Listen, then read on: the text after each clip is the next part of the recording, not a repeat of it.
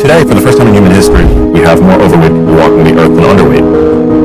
By the year 2030, 1 in 2 people are going to be not just overweight, but obese. It sets the stage for all the bad things you don't want to get. Alzheimer's, heart disease, diabetes, obesity, cancer. Cancer is caused by food, and sugar is the number one culprit. I want to feel better now.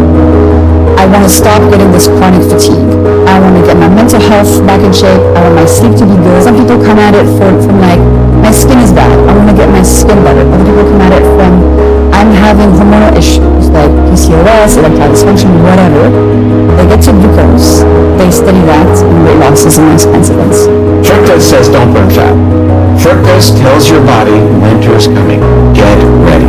We've also seen that high sugar bolus can reduce testosterone by about 25%, which also persists. And by and large, people are being taken down by these kinds of diseases that are essentially driven by being undernourished and overfed. People with the obesity, the diabetes, the hypertension, the dyslipidemia, and all the downstream issues, the coronary artery disease, the Alzheimer's, the cancer, and again type 2 diabetes, are the consequences. Added sugar is insidious today. It's in everything. It's in sauces. It's in coffee beverages.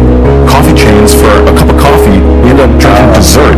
And it causes what is called insulin resistance, meaning that insulin doesn't work as well in your body through a number of mechanisms. So that's the dirty secret of fructose that the industry didn't want us to know about.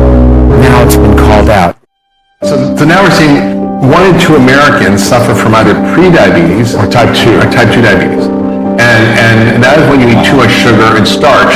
And every time you do that, it raises your insulin. Your body becomes resistant to the insulin, and so it doesn't work as well, so you need more insulin. And insulin does what?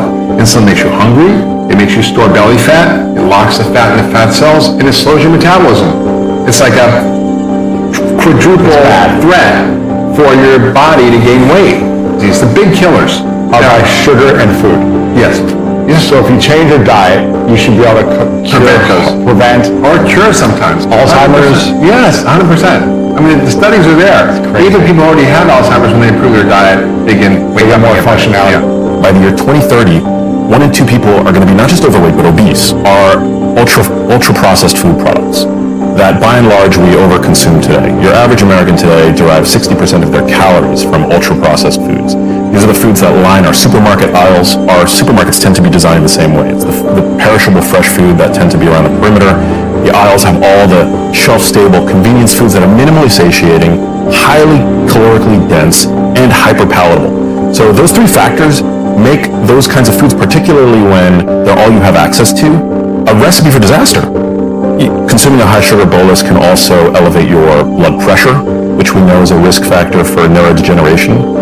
We've seen that 1 high sugar bolus, about 75 grams of sugar, can cause your systolic blood pressure to elevate for 2 hours. We've also seen that a high sugar bolus can reduce testosterone by about 25%, which also persists for 2 hours.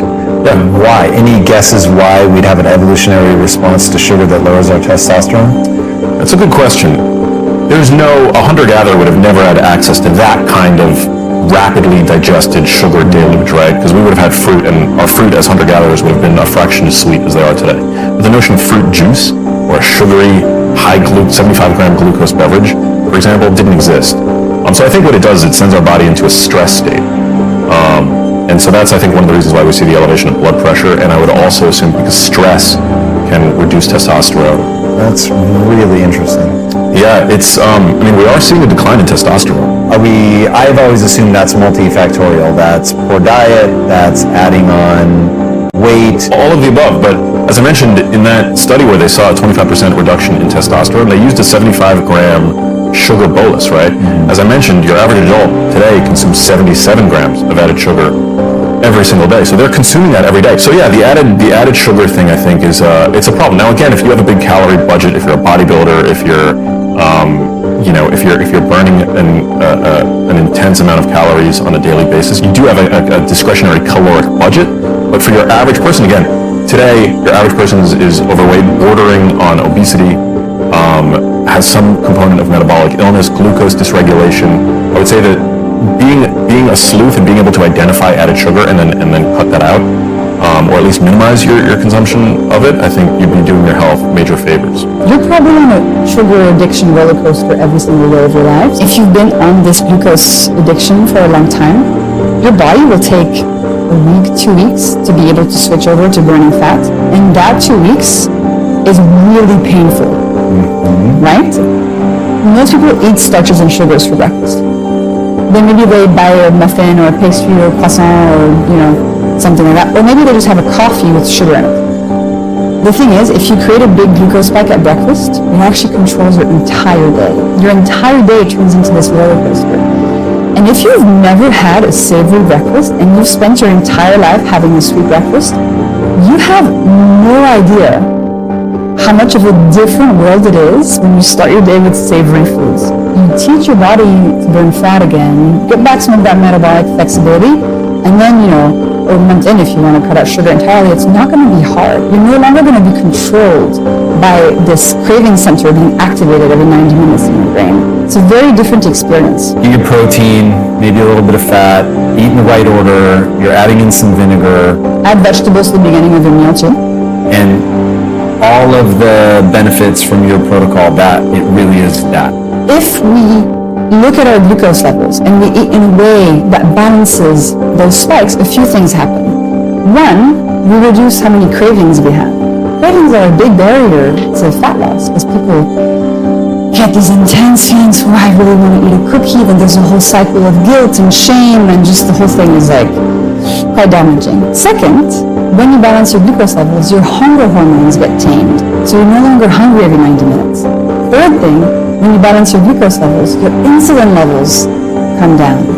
And in order to lose fat, your insulin levels have to be down. So what I see in my community and the readers of my book is that when they focus on glucose first, they sort of naturally lose fat as a side effect, as a consequence. But the primary objective is, I want to feel better now. I want to stop getting this chronic fatigue. I want to get my mental health back in shape. I want my sleep to be good. I just want to feel better. And also I want to feel connected to my body. That's really the primary angle. Some people come at it from my skin is bad. I want to get my skin better. Other people come at it from, I'm having hormonal issues like PCOS, erectile dysfunction, whatever. They get to glucose, they study that, and weight loss is a nice consequence. So many people with borderline diabetes or frank diabetes, mild elevation of blood sugar, or can't lose that last 20 pounds, and they're doing everything they possibly can. Darn it, I'm doing everything I can. There's got to be something else. This may be that something else, maybe that missing link.